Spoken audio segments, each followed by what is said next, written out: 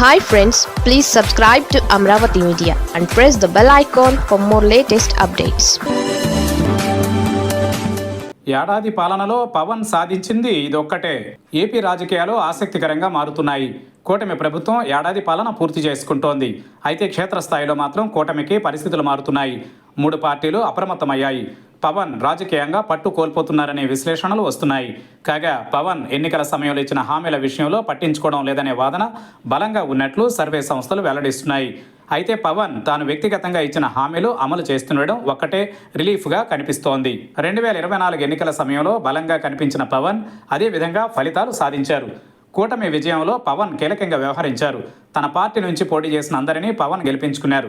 అయితే పాలన ఏడాది పూర్తవుతున్న వేళ మాత్రం పరిస్థితులలో మార్పు కనిపిస్తోంది. సర్వే సంస్థల ఏడాది పాలన ఫలితాలు కూటమి పార్టీల నేతలకు అలర్ట్స్గా మారాయి. ఈ సమయంలో ప్రత్యేకించి పవన్ ఏడాది పాత్రపైన చర్చలు జరుగుతున్నాయి. ఎన్నికల సమయంలో పవన్ ఇచ్చిన హామీలు అమలు, వరుసగా రాష్ట్రంలో చోటు చేసుకుంటున్న పరిణామాలపైన, స్పందిస్తున్న తీరుపైన ప్రజల్లో సానుకూలత లేదని సర్వే సంస్థలు స్పష్టం చేస్తున్నాయి. ఇక పవన్ పార్టీ బలోపేతం కోసం సరైన నిర్ణయాలు లేవనే వాదన ఉంది. ఏడాది కాలంగా రాష్ట్రంలో చోటు చేసుకున్న పరిణామాలలో కొన్నింటిపైన పవన్ స్పందించిన తీరు ప్రజల్లో ఇమేజ్ పెంచింది. తిరుమల ఘటన, శాంతి భద్రతల విషయంలో హోంమంత్రికి పిఠాపురం వేదిక చేసిన హెచ్చరిక పైన పవన్ స్పందన పైన సానుకూలత కనిపించింది. ఆ తరువాత అనేక పరిణామాలు చోటు చేసుకున్నా పవన్ ఆశించిన రీతిలో స్పందించలేదనే అభిప్రాయం ఉన్నట్లు సర్వే నివేదికలు వెల్లడిస్తున్నాయి. నాడు ఎన్నికల సమయంలో పవన్ ఏం చెప్పారు, ఇక ఇప్పుడు ఏం చేస్తున్నారనే ప్రశ్నలు వినిపిస్తున్నాయి. అయితే పవన్ వ్యక్తిగతంగా ఇచ్చిన హామీల విషయంలో మాత్రం మాట నిలబెట్టుకుంటున్నారు.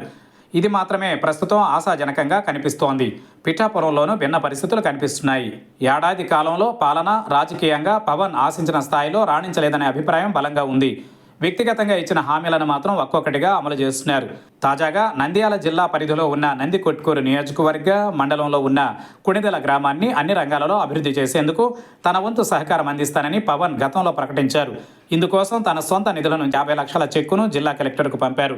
తమ ఇంటి పేరు కలిగిన కుణిదెల గ్రామాన్ని అభివృద్ధి చేయాలన్న సంకల్పంతో పవన్ ఈ నిధులను అందించారు.